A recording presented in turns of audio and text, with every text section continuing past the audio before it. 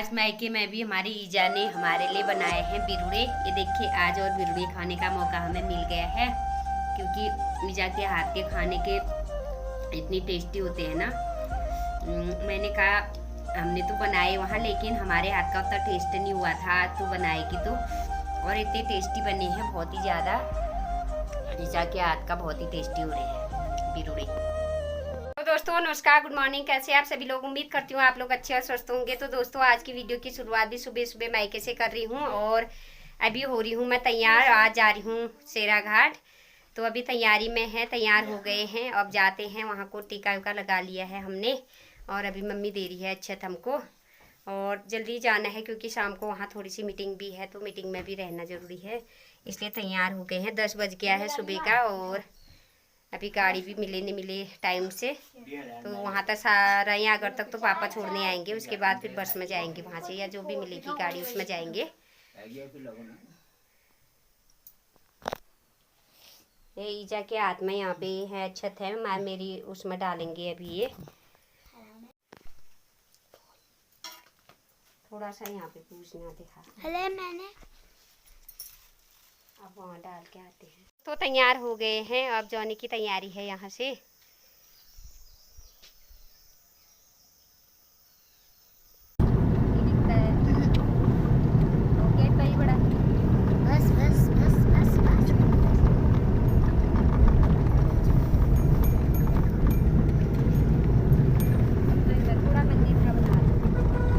Gate लगता बड़ा याद है।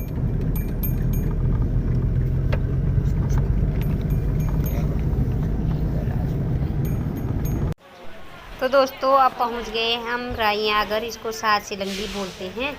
ये सात सिलंग क्योंकि यहाँ पे सात सिलंग का पेड़ थे, इसलिए इसको सात सिलंग कहा जाता है। आजकल तो इसे राईयागर कहते हैं लोग, लेकिन राईयागर तो पता नहीं, राई और आगर को मिला के दोनों को राईयागर बोलते होंगे। गाँव का नाम राई है, एक ऊपर आगर है, लेकिन ये जो जगह है वो है चौराहा।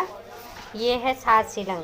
पहले से इसमें सिलंग के 7 पेड़ थे इसमें, तो इसलिए यहाँ पे सात सिलंग बोला जाता है। अब यहाँ पे एक मंदिर भी बनाया है वहाँ पे चौराहे पे, और इसकी पूजा भी करते हैं रोज़। तो यहाँ पे चौराहा में सब लोगों के बैठने के लिए इतनी अच्छी व्यवस्था कर रखी है। देखिए मंदिर है यहाँ पे, चौराहा, एक सिलंग का पेड़ भी है अभी तक यहाँ पे। और अभी हम बैठे हैं गाड़ी की इंतज़ार में, अभी गाड़ी नहीं मिली है हमें। अब बादल भी छाए हुए हैं बहुत ज़्यादा, अब शायद शाम तक होती है बारिश, होती है क्या पता, होती है नहीं होती है। और शिवम यहाँ पे घूम रहा है।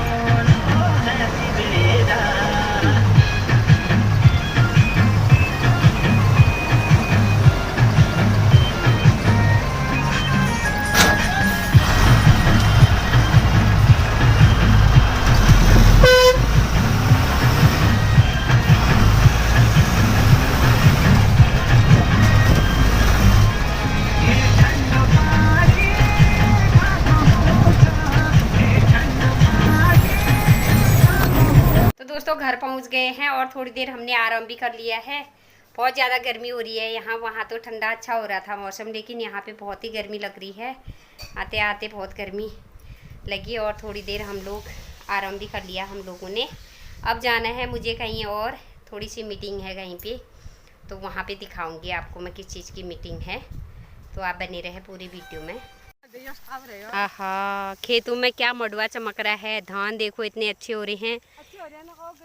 लेकिन एक बारिश अगर इसमें और हो जाती तो इतने अच्छे हो जाते। बारिश की वजह से अब धान भी सूखने के कगार में है, धान भी ऐसे होने लग गए। देखो कौन पौरो बड़ा यो, बड़ा पौरो बैलिया यो, ये देखो।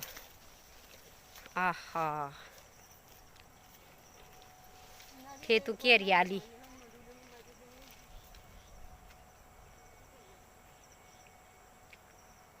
स्वागत अभिनंदन है। कार्यक्रम शुरू हो सबसे पहले दीप प्रज्वलन के साथ आज के कार्यक्रम की शुरुआत करते हैं। मैं रंजीत दोबारा जी हमारे पार्टनर के और अतिथि से निवेदन करूँगा दीप प्रज्वलन के साथ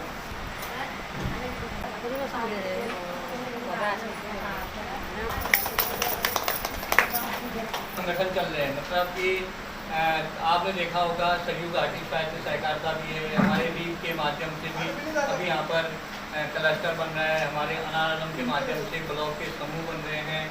ऐसी हमारे जो आज ये योजना है नाबार्ड के माध्यम से IFFDC के माध्यम से यहाँ पर ये कार्यक्रम आयोजित हो रहा है।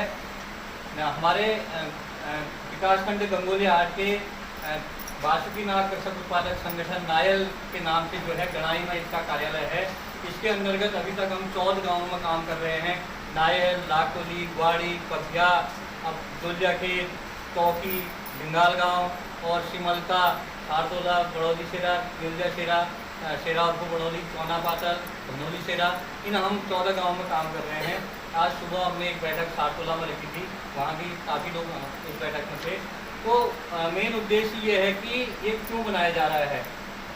सरकार या आज प्रदेश हमारे केंद्र में जैसे मोदी जी का विजन है कि किसानों को मजबूत करो। किसान कैसे मजबूत होंगे, इसलिए कृषक उत्पादक संगठन बने हैं।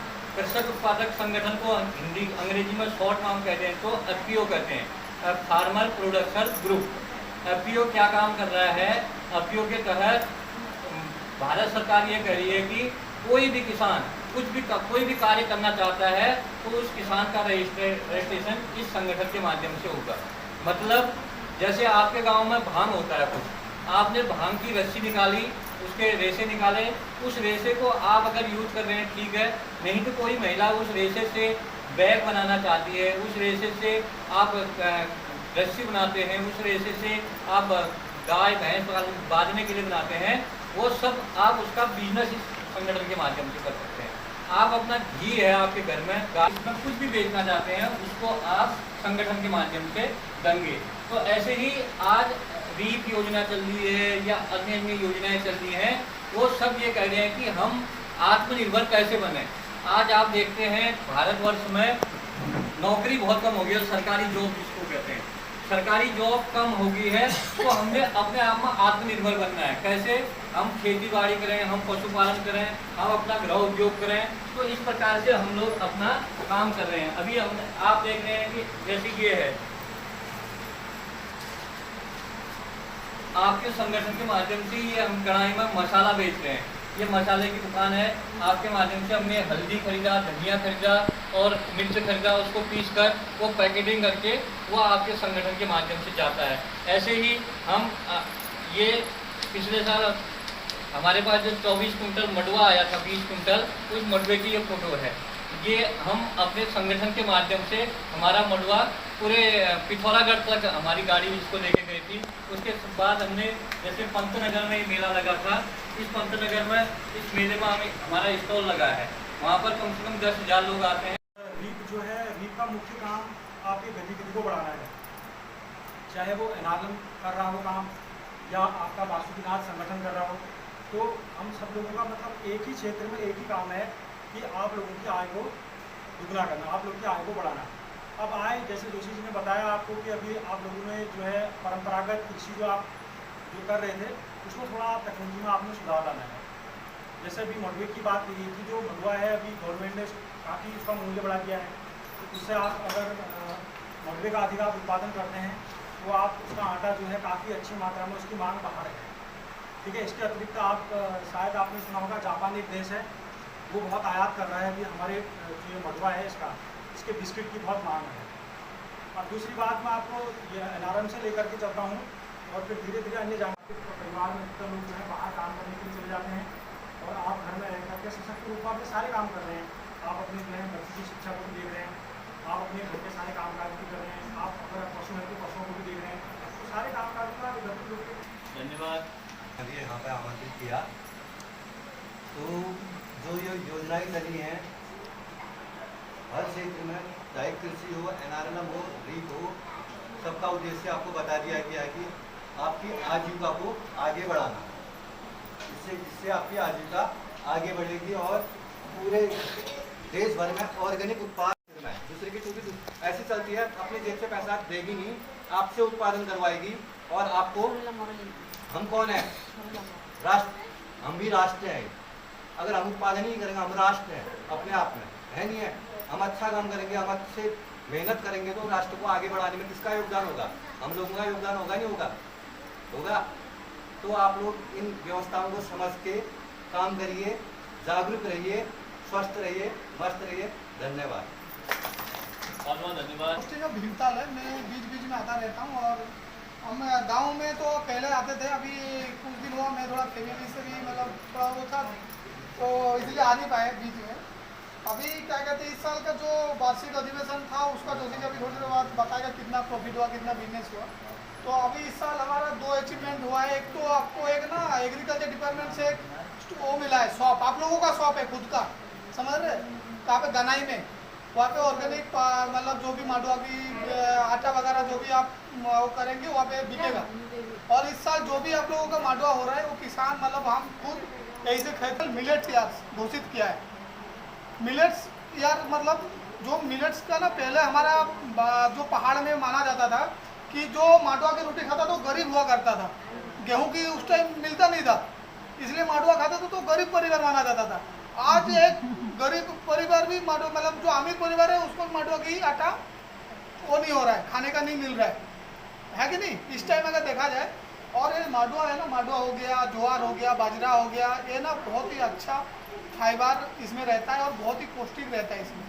और इसका भारत से अलावा इंटरनेशनल मार्केट, अभी G20 सम्मेलन चल रहा है ना, भारत को 20 देशों का वो कर रहा है, प्रतिनिधित्व कर रहा है भारत इस साल ना।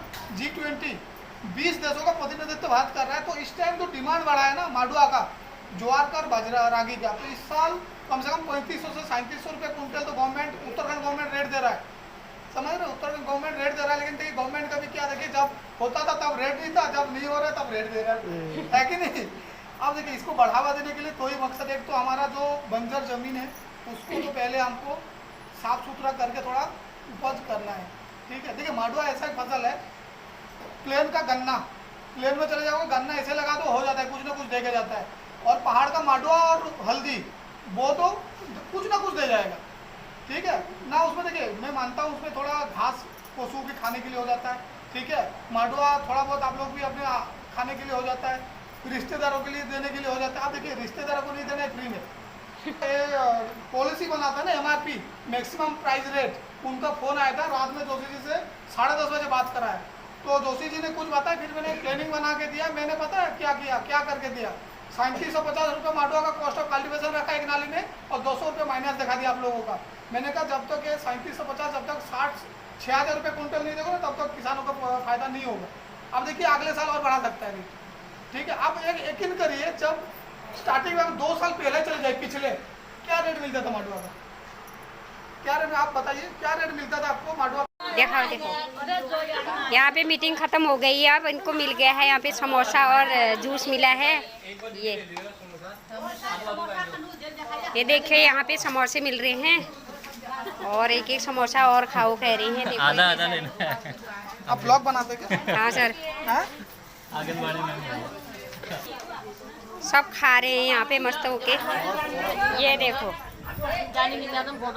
खाओ खाओ खाओ खाओ, ये देखो अब मैं भी खाती हूँ।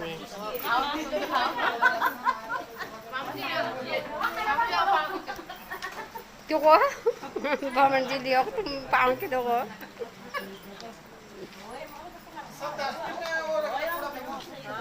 लो